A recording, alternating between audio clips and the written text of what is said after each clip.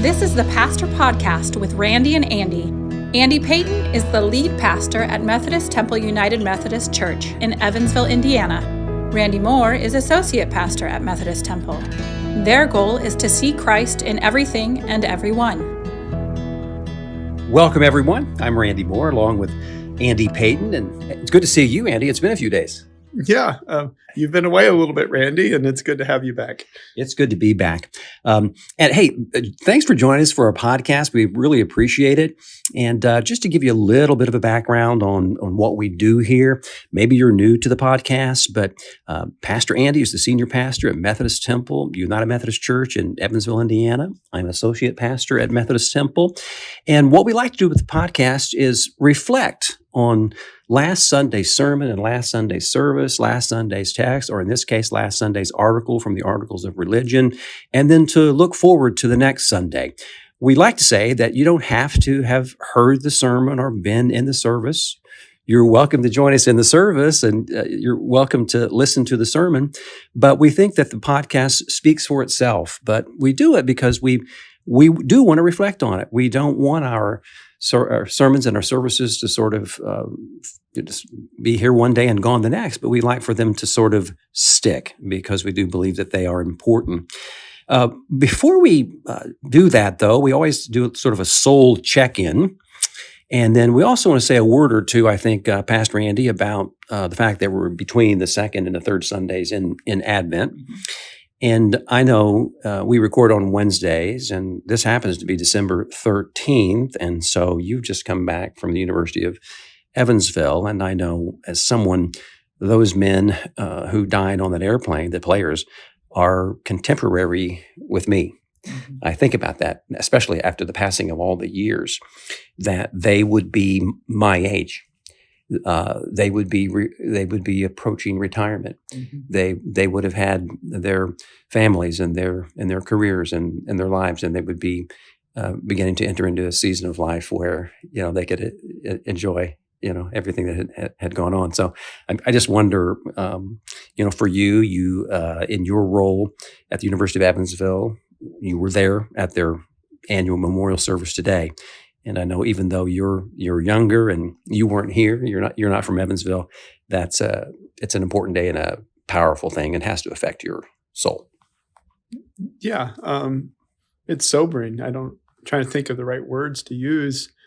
I wasn't even alive in 1977 when it happened, and yet you look out at the crowd when we gathered to remember that day, and you see people who would have been in the university at that time. They still come back even 46 years later. It was 1977, so 46 years later, they come back to remember. I just had lunch with someone that was a senior at University of Evansville when it happened, and they said they lost two fraternity brothers in an instant. And the tragedy, the trauma, the closest thing I know that I've experienced in my life to it maybe would be like 9/11 kind of thing.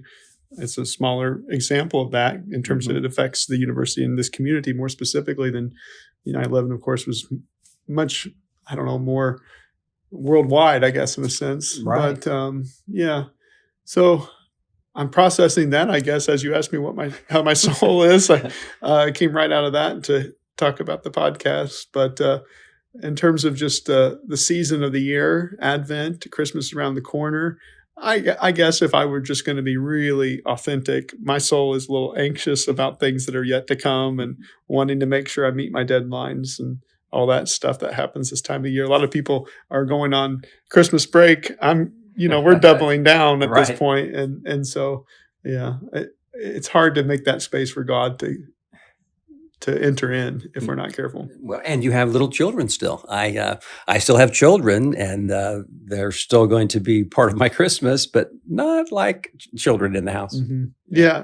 The energy is great. Yeah, the kids it's fabulous. Christmas is magical, and we have Annie the elf at our house, and Annie does something different every night, and so we enjoy all that aspect of it. But balancing what you want to make Christmas a great time for your children, balancing that with the demands of being a pastor, and it just can be challenging. So my soul's a little anxious today. Right. Well, mine too. We are getting close, and we might as well go ahead and say that Christmas Eve falls on Sunday this year. And so I will be preaching at a combined service here at Methodist Temple on Christmas Eve at 10 a.m. We're going to have our Sunday school at 9, and then you'll be doing those evening services. Yeah, we had the 4 and 7, and thinking about already what we're going to say at that point. So, yeah. And they're going to be beautiful services. For me, I think in terms of the special services we do throughout the year, beyond Sunday morning, the Christmas Eve worship services are some of the most meaningful and impactful to my own soul. So certainly look forward to that. Mm-hmm. Okay, well, let's jump right on in. Once again, for those who might not be familiar with what we do here, right now, Pastor Andy is in a sermon series on the 25 Articles of Religion for the Methodists. Now, these are articles that were handed on to the growing Methodist movement in America by John Wesley, who, of course, was an Anglican priest. And he took those from the 39 Articles of Religion from the Church of England, abridged those down to 25, and handed them on to us. And we've talked about this before, and this one fits that category. These are essentially Reformation documents because they did come out of the Church of England. There was an English Reformation, which was different than the Continental Reformation, but it was a Reformation. We are Protestants. And so many of these articles have an anti-Catholic flavor. Mm-hmm. And you would expect that because they're captured at a moment in time. Wesley deleted some of them, but not all of them. There are several of them who are left in here, and this is one of them. We've been on the last few weeks in the sacraments. We had an article of religion on the sacraments, one on baptism, one on Holy Communion. And now we're up to Article 19, which is noteworthy. Before we finish today, we'll talk a little bit about Article 20, and we're beginning to see the finish line. So Article 19, the title of it is Of Both Kinds. The cup of the Lord, it says, is not to be denied to the lay people, for both the parts of the Lord's Supper, by Christ's ordinance and commandment, ought to be administered to all Christians alike. So, Pastor Andy, I'll let you say what you want to say about that article, and I'll let you make the transition into how you got from that article to your sermon. All right. So this article is based upon a practice that happened within Christianity in the Middle Ages. And they would basically only offer the bread to people and not give the lay people the cup. And there was a theological reason for that. They believed that Jesus is sacramentally present in both the bread and the cup. And so literally Jesus is in that. So he didn't want crumbs of Jesus falling on the floor. He didn't want drops of Jesus, spilling. And so in a sense, just to give them the benefit of the doubt, they were trying to honor their theology of the sacrament. And so fair enough. The other reason for me is a little more problematic. And that is they didn't think that lay people were worthy enough to receive the full sacrament. They weren't holy enough to receive the full sacrament. And my response to that would be basically, well, none of us are really worthy enough to go forward to the Lord's table. That's kind of the point. And so in the Methodist tradition, we call it open communion. And what we mean by that is the Lord's table is open to anyone. So in a sense, we don't even live into this article all the way because it says Christians all alike. So the article assumes that you're a Christian. You could go to the table then. You have to be a Christian beforehand. But we don't believe that necessarily. You can be a non-believer just to push the envelope. You could be a non-believer and go forward to the table. And the reason we believe that is because we think of communion as a converting ordinance, to use Wesley's terminology. It's a point where you could come to faith. It's a point where you can experience almost a conversion type of thing. And so we don't deny it to anyone, period. And so how does that fit into where I went with my sermon? I think a lot of people thought that the way I would have applied the sermon was like talking about the importance of inclusivity within the life of the church. And that's very important. I don't ever want to sidestep that. The church has always struggled with being fully inclusive. We struggled with it in terms of the ordination of women. Earlier in that, we struggled with it in terms of how do we respond to slavery. In our current era, we struggle with inclusivity in terms of who can be ordained and married, and what our response should be to the LGBTQIA community. And so my quick answer to that is we should be inclusive. It's an open table policy. And so it's not our place to say who's in, who's out. It's our place to love all people like Christ. And so everyone at the church, though, that's been here for very long knows that about me. They know that's what I think. And so I thought if I went down that path, it's kind of like almost in a sense preaching to the choir at this point. And so I thought, how can I take this a different way? And the way that I try to use this article is as a challenge that we have to be inclusive to ourselves. And it's through being inclusive to ourselves that we really learn how to be inclusive to others. What we have a tendency to do as people, I think, is, and this is true for all people, is we run from our pain. We suppress our pain, we hide our pain. And so what happens is as we suppress that pain, hide that pain from ourselves and God, also, of course, God knows all about it, probably better than we do technically, but we try to hide it. What happens though is we suppress that same stuff in other people. And another way to apply this is like a lot of times what we don't like about ourselves, we don't like about other people. And so really it's kind of a backdoor way to encourage the inclusivity that we hope for. That's interesting. I don't remember hearing you say that. I was at home. I happened to be at home, and I was listening live to the 11:30 service, and I always take notes. I don't just take notes because we're doing this. I always take notes in sermons. My Bibles are full of notes. I've formed my own sermons out of the notes that I've taken from other sermons. I don't remember you saying that. Maybe you said it, or maybe you said it at 10 o'clock, but I like it. It helps me connect to the whole idea that we're not even accepting of ourselves. No. Yeah. No, we're not. I'm not. You're not. Yeah. There's things that we don't like about ourselves. Yeah. And to bring our full selves to God, we bring all of that out of hiding. We bring that all, and then we experience full communion with God. And then we're able to experience it. And essentially what happens, though, is as you begin to forgive your own pain, maybe that's a good way to talk about it. We forgive our own pain, then we're able to give grace to others. We're able to give grace to others. And you've seen this happen. I've seen this happen throughout our lives. Like when people aren't in a place where they've dealt with their stuff, they will minimize the stuff of other people too. I don't know. It's the games that we as humans play. Yeah, but underneath the surface of my sermon, that's kind of the thinking that was in my mind. How do I get there? But just in a different way. Yeah, it's true to life, and it's true to Scripture, and it's true to the Psalms. I'm just beginning a study of the Psalms, and Walter Brueggemann has a little bitty book, and his framework for looking at the Psalms is Psalms of orientation, Psalms of disorientation, and Psalms of reorientation. Fits right along with the life of Christ, with the life and the death and resurrection of Christ. And so we want to be oriented at all times. I think that's a little bit of what you're saying. We want to be oriented, and if we're not oriented, something's wrong. What in the world what are we doing in church? But there are Psalms that, like Psalm 1, there are Psalms that make it seem like everything's good, everything's oriented.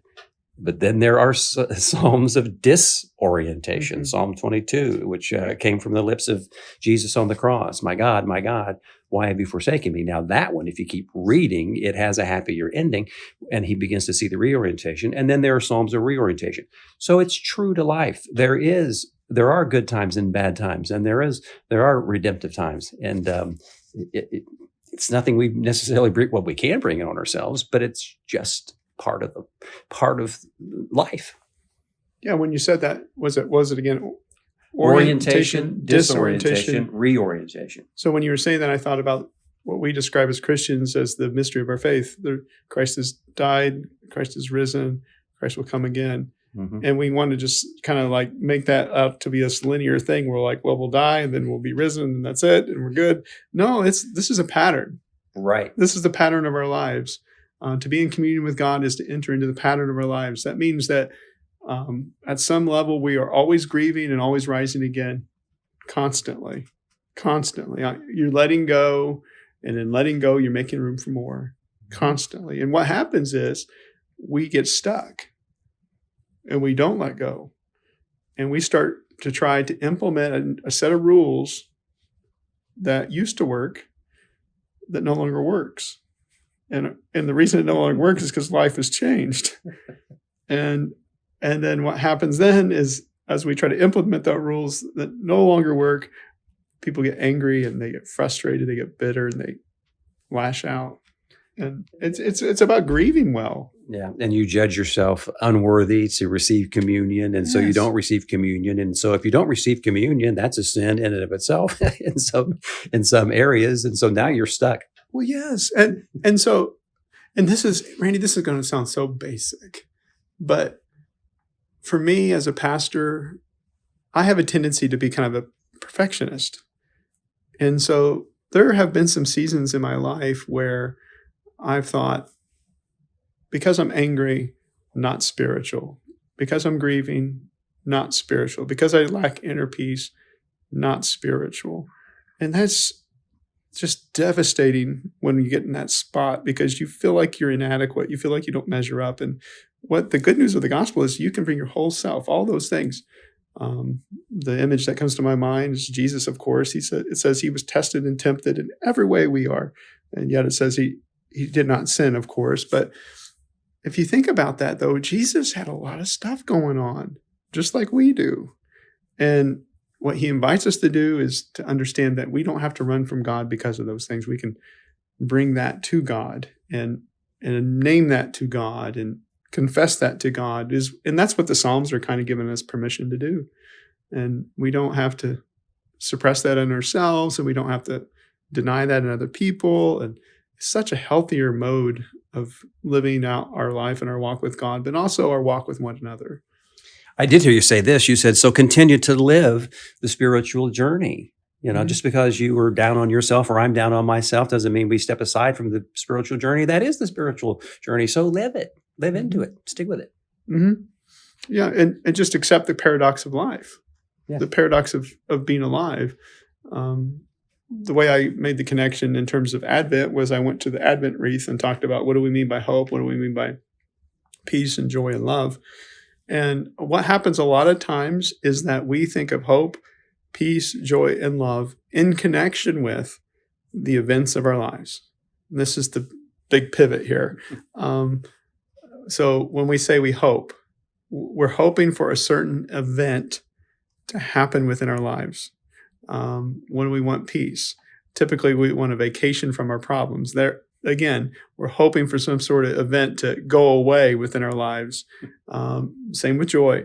When we talk about joy, what are we saying we want to be joyful about? We want it to go our way, and certainly love plays in that too. We mistake it for a warm and fluffy feeling, and again, what that warm and fluffy feeling stuff does for Christians is, if you think that the spiritual life is all about being warm and fluffy, then the moment you no longer feel warm and fluffy, then you're going to probably run to a different community to give you the experience and feeling you want, and you will end up living out a very shallow faith. That sounds judgmental, but if you're just running from feel-good experience to feel-good experience, right. I have a definition for that. That's an addiction. That's an addiction. You're running to just feel good, and it's like a pleasure cruise. And so what spiritual hope is then is it's like a confidence in God, not in the events of my life. It's a confidence that comes from my centering in God. Same for peace. It's a security in God, not from the events of my life. I'm secure in God no matter what happens. Joy. I'm joyful in God. I rejoice, it says, in the Lord. When the Apostle Paul starts talking about rejoicing in the Lord, he's saying that stuff. For example, Paul's saying that stuff when he's in prison, waiting possible execution. And then love. If Jesus is our model for love, it's not always a warm and fluffy feeling. It looks like the cross. It looks like that. It looks like surrender. It looks like laying down our lives as God is laying God's life down for us. And so this is a much different way of experiencing the spiritual journey and living out our lives in Christ. I love the increasing light idea of the Advent wreath. On the first Sunday, you just got that one candle shining into the darkness. By the fourth Sunday in Advent, you have four, and then on Christmas, you have the Christ candle in the center, and the incarnation. Mm-hmm. Mm-hmm. Yeah, it's perfect, ritually perfect. I would add the fact that in Advent occurs during the darkest time of the year. The days get shorter, the darkness grows, and then in the middle of it, we make the pivot where the light begins to grow and shine. It's a very symbolic season. Yeah. It would be nice to do the services in the evening when the sanctuary would be dark, only lit by the candles. Mm-hmm. Well, and that's the power of Christmas Eve. Yeah. You dim the lights, you light the candles, you sing Silent Night. In the silence, God's light shines. It's all very perfect. Now, if you think it's going to be this nostalgic kind of experience, then I think you're searching for the wrong thing. Yeah. And that's what I'm trying to say. Well, as always, you switched into John Wesley to sort of get his take on what's going on here and return to the idea of Christian perfection. Also known as entire sanctification, and that we just keep Christ before us. And you said that Wesley said that Methodists walk with God continually, always seeing the God who is invisible. It's a beautiful quote. I never came across that quote until this sermon, honestly. I just was thumbing through Wesley's little book called The Plain Account of Christian Perfection. And when I saw that quote, honestly, the thing I thought to myself is I knew I wasn't crazy. I knew I wasn't crazy. I knew I heard this somewhere. Yeah. Basically what Wesley's saying is well, what's it mean to be a Christian? Well, a Christian is someone that keeps Christ before him. That's what it means to be a Christian. Always. That's your goal. Habitually keeping Christ before us is what it means to live out the Christian life. And there have been some times throughout my ministry where people would say things like, well, I can't see Christ in that person. I don't know if they're a Christian or not. I can't see God in that person. I don't know if they've accepted God or not, and that kind of thing. And basically, my response to that all along has been, well, it doesn't matter. God's already accepted them. Yeah. And that's the good news of the gospel. God's with us. Now, it helps a lot when you come across a quote like that from someone like John Wesley. And what it helps with is that it's like that same voice that spoke through us here also spoke there. Yeah. It's like a confirmation, yes, this is it. This is it. Mm-hmm. And so Christian perfection, though, that word is problematic for people. Absolutely. And one of the reasons it's problematic is the word perfection. Mm-hmm. I'm not perfect, that kind of thing. And a lot of times perfection has been associated with kind of like this moral perfection, this ethical perfection. But really, that's not it. What it is little by little and bit by bit, as I walk with God, as I have that daily rendezvous with God, as I pray with God, God becomes more and more real to us. And we become more and more aware of God. And even in some cases, people just end up, they call it union with God. They walk in union with God. And we would call those folks like saints. Mm-hmm. The saints of the world are union with God. There's just a presence about them. And that really is helpful because it defines what does the finish line look like? What's the goal we're striving for? It's not just that when we die, we go to heaven. It's about experiencing that heaven in our life today and walking with God today. Mm-hmm. I don't believe Wesley ever maintained that he had reached perfection. He thought that you had to reach perfection before you came into the presence of God ultimately. And so a lot of times that perfection might happen at the point of death. But he said, expect it now. Mm-hmm. Expect it now. Mm-hmm. And he had a case.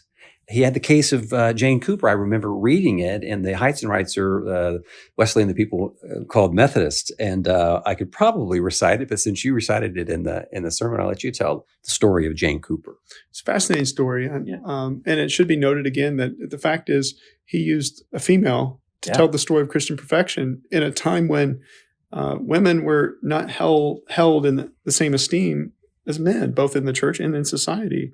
And Wesley was convinced that the Methodists would not be what they were without women in leadership, women helping the movement along. So just throw that out right now. Mhm. But Jane Cooper is a lady who, in the prime of her life, experienced what she described as happiness in God, that habitual awareness of God's presence, and even maintained it through some dreadful events in her life. She ends up dying of smallpox and awful death. It talks about she has convulsions and things like that toward the end. And in Wesley's writings, he documents that kind of thing. But she, throughout all of that, still maintained that she dwelled with God. She dwelled with God, and I don't know. It's such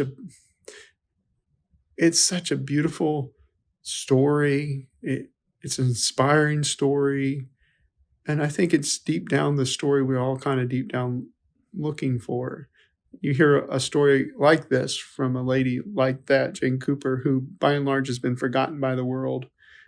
And you think, though, something happens, stirs within me. It's like, that's just so true. That's just so true. That's what I'm for. That's what I'm here for. I want to walk like that. I want to be in that presence too. I do think we have to accept that reality on faith. I don't think we can know it until we get there, until we get where she went. Then you can know it. I love to hear about it, and I'm hopeful about it. You know what I mean? Yeah. Well, yeah. I mean, you really don't know how far you've journeyed until it doesn't go as planned. Yeah. And then all of a sudden you have hope in the midst of despair. You have joy in the midst of very unhappy times. You have a sense of peace in the midst of very unpeaceful times. And somehow you're able to love God, even in the midst of, this is not a very loving season. I remember I had a professor who said it this way: how you respond at your crucifixion determines the success of your ministry. That's not a great selling point, is it? Like, Whoa. You're saying I'm going to get crucified? Well, yeah, Jesus did, Yeah. In a sense, we're all going to be crucified. We're all going to die. Mortality is going to catch us all. And we can spend our lives running from it, acting like it's not true. But I'm here to say it's true. Yeah. And what the gospel says is turn and face death. And the line from Paul is like, where, oh, death is your sting, right? Like you turn and face it, and you face the tragedy of the world and the grief of the world, and you face it and say, hey, you know what? That's not my true destination, though. That's not where I'm really going. And Right. You're getting somewhere when you're able to do that, though. Yeah. Facing your fears. And then you said, and this was kind of your wrap up, you said, if we're going to get there, if we're going to attain this perfection or even get close to it, grow in Christian love, we've got to practice. And you talked about active prayer and contemplative prayer. Mm-hmm. It's really two sides of one coin. Active prayer and contemplative prayer are basically two sides of the coin that has to be a part of our lives, in that we have to engage God. If we want to walk with God, we have to engage God. Just as any other relationship in our lives, if you want that relationship, you want it to become real, then you have to actively make it happen. And active prayer, of course, is the way we typically think of prayer. It's like things we say to God, songs we sing to God. I would even throw in there like service we do for God, to our neighbor, that kind of thing. All that's very important. All that's very, very important. But what contemplative prayer is more like, instead of more activity based, it's more like you try to empty yourself. Mm-hmm. It's listening, and you sit in the presence of God. You seek to be present to the presence of God, and you sit in silent prayer. That's a form of prayer that has by and large been kind of pushed aside in the Protestant world. Mm-hmm.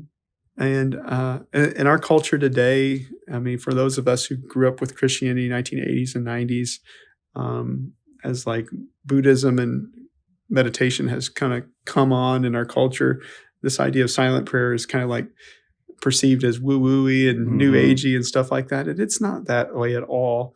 I would argue it goes back to Jesus. Jesus was actively engaging in contemplative prayer when he goes to the wilderness for 40 days.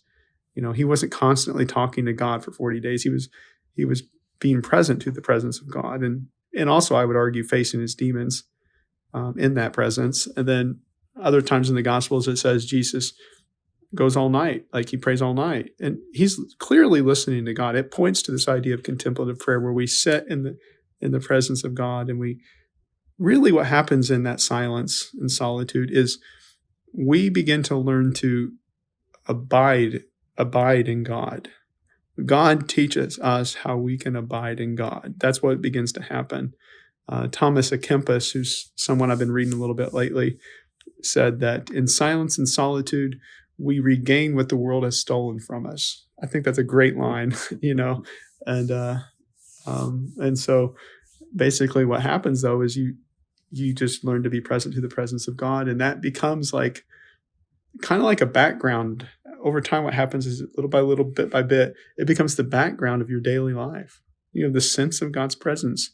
And, I'm going to talk a little experientially on this just for a moment.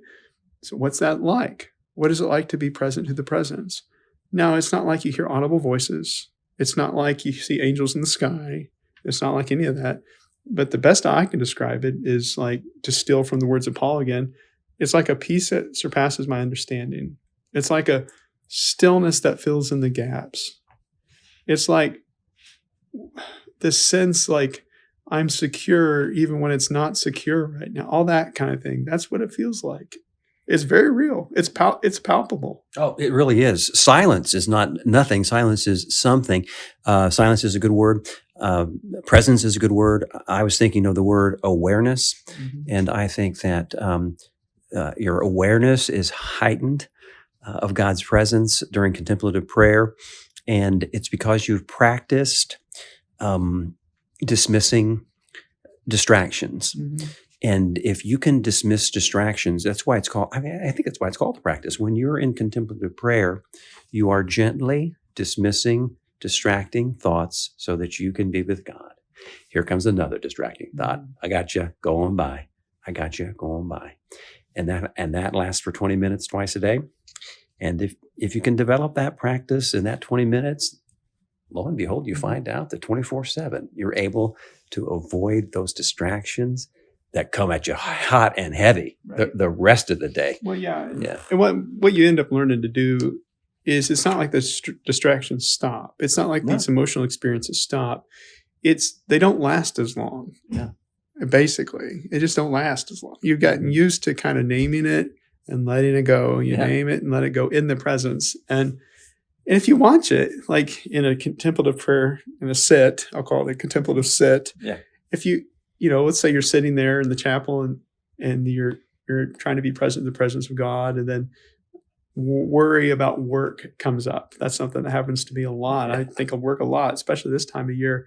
You notice it. You name it, you confess it, and then you kind of just wait there for a second, and you don't try to make it go away. If you watch it long enough, it goes away on its own. It goes away on its own, and you start to learn how to not get hijacked by these experiences in our lives, and you can maintain that sense of, I like what you said, presence or awareness or silence or stillness. There's different ways that people talk about it. Mm-hmm. Yeah. Yeah, it's good. I'm not an expert. I mean, I taught a 4-week class on contemplative prayer, and we have a group that came out of that. It's a small group, and they love it, and I love that group. But it's not. It is for everybody, but it's not for everybody. It's like a lot of us, and I'm this way too. In the beginning, it's like, wow, this just seems like a colossal waste of time. I could do much more with this 20 minutes than just sit here and do nothing. Because we are so oriented toward brain activity and doing something and thinking something, and those thoughts do come at us all the time. That's the other thing that contemplative prayer makes us aware of, is that all of these unconscious thoughts or subconscious thoughts, they just keep coming at us. And those are natural. That's what our brain is supposed to do for us. I love what my brain tells me. My brain reminds me of stuff all the time that I need to know and do. But to be with God, you learn to let those things go. As we said, notice them and let them go. And I'll just throw one more thing out, like in terms of how long do you sit and that kind of thing. I think that's unique to each of us. They recommend 20 minutes, like you said, twice a day, but it's kind of unique to each of us. Yeah. One of the things I have learned to do is like, I know I've prayed, and that's how I'll describe it. I know I've prayed when my negative, agitated, anxious energy switches to what Paul describes as fruits of the Spirit. And you can, if you sit long enough in it, like you'll watch it happen. It'll just happen not because you did it. God kind of just does it. Right. And you become loving and joyful. Probably the easiest, most practical word I could throw at this is like you become receptive. You're receptive now. And you're able to go along. You go with the flow, as they say. Mm-hmm. And I think deep down we all kind of want to learn how to go with the flow. And what contemplative prayer does is kind of teach us to do that. And so you said, it's not for everyone too, Randy. And I certainly would echo that. But if you're in a place in your own spiritual journey, this is last thing I'll say to it, because I could just talk forever. If you're in the place of spiritual journey where you find yourself saying, hey, you know what? All these words and all this stuff's not working for me anymore.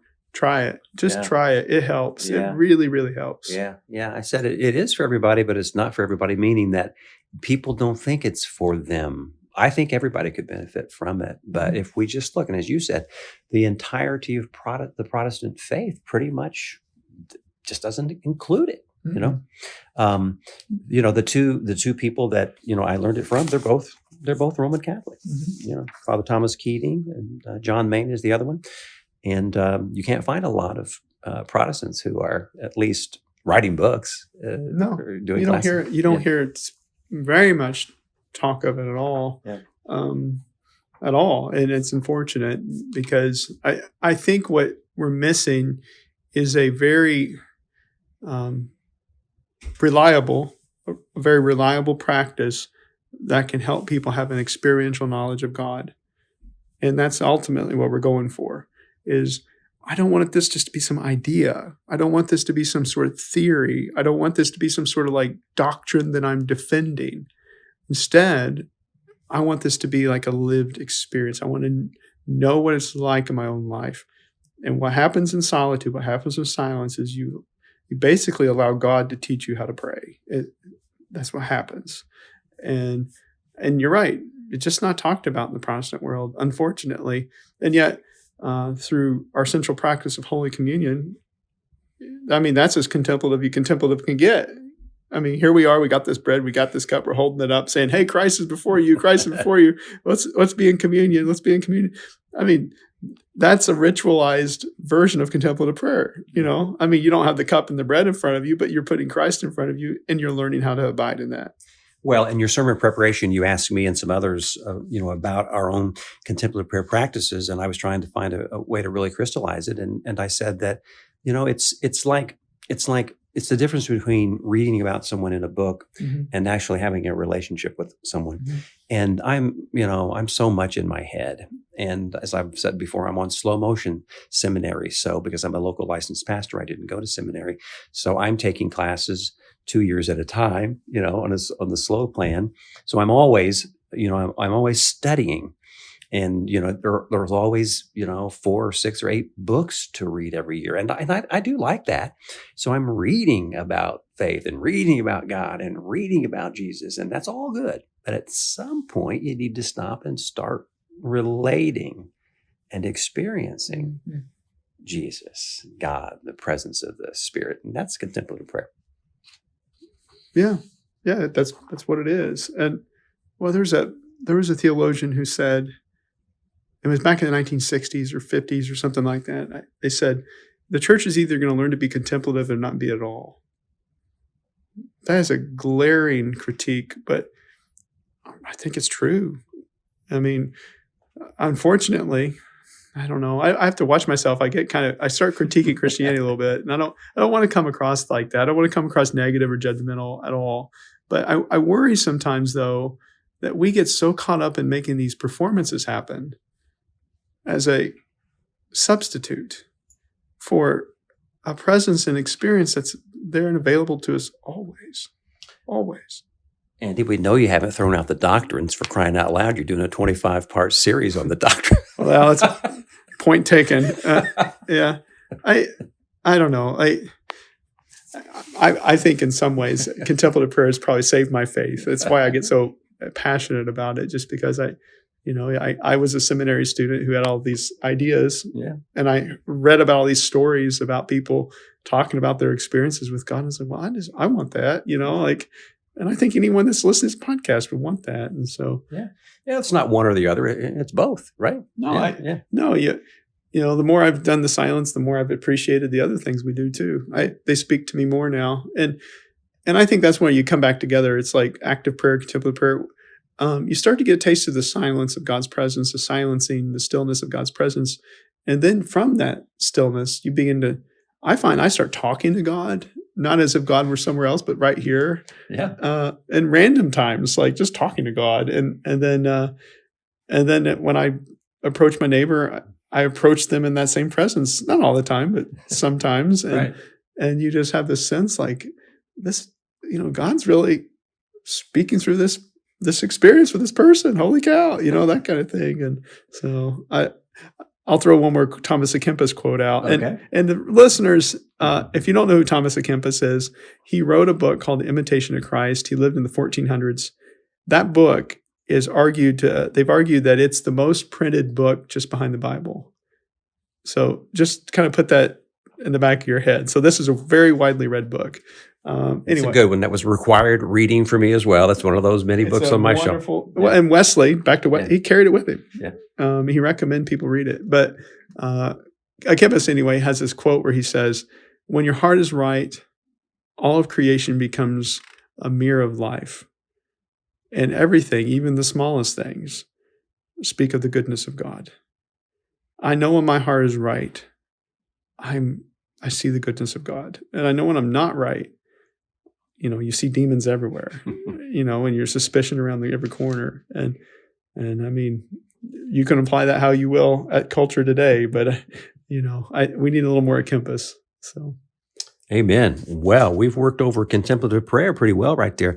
Okay, so let's wrap this up because on Sunday, it will be the third Sunday in Advent. You will not be preaching on the Advent text. You'll be preaching on Article 20. Article 20, wow, out of 25, we're almost there. And it's another one of those that falls in that category where it is critical of Roman Catholicism, but it's in there. And let me just read it. It's called Of the One Oblation of Christ, Finished Upon the Cross. And the description says this: the offering of Christ once made is that perfect redemption, propitiation, and satisfaction for all the sins of the whole world, both original and actual, and there is none other satisfaction for sin but that alone. Wherefore the sacrifice of masses, in which it is commonly said that the priest doth offer Christ for the quick and the dead, to have remission of pain or guilt, is a blasphemous fable and a dangerous deceit. End of paragraph. As we've noted before, they don't spare the harsh language. And again, this even applies to Scripture. These things were written in a specific point in time when specific things were going on. And let's just say while the Protestants and the Catholics, aren't, getting along great today, they're getting along a whole lot better than they did back then. Mm-hmm. So, okay, so I'll let you briefly preview Sunday's sermon. It always saddens me I know. to read this about how they spoke of one another, and what's behind this is just this hatred of one another. It's just so tragic that happened of all places in the church. And come on. But anyway, this is our article. And what it does kind of speak to, though, is this notion of, and this is something as Methodists we're very passionate about from the beginning. It's this idea of universal atonement. And what we mean by that is God is universally available to everyone. And so it speaks to that. And this sermon, what I'm going to hope to do is talk about how keeping the cross before us, I've been talking about keeping Christ before us, but another way to think about that is to keeping the cross before us is a pathway to finding joy, and talk about what that might mean for our lives today and how it could give our lives meaning for today. Mm-hmm. All right, very good. That'll be Article 20, just 5 more to go after that. And then what in the world will we do? We'll see. You don't have to say right now. Thank you so much for listening. We really do appreciate it. Just know that you're invited to join us here in person anytime right here on Lincoln Avenue in Evansville. You can join us online. Just have a blessed week, and we'll talk to you again next week. This has been the Pastor Podcast with Randy and Andy. You are welcome to join us at Methodist Temple in person or online. Methodist Temple is at 2109 Lincoln Avenue in Evansville, Indiana. Our traditional Sunday morning worship service is at 8:30 with our contemporary service at 11. Log on to our website at methodisttemple.church. We see Christ in you.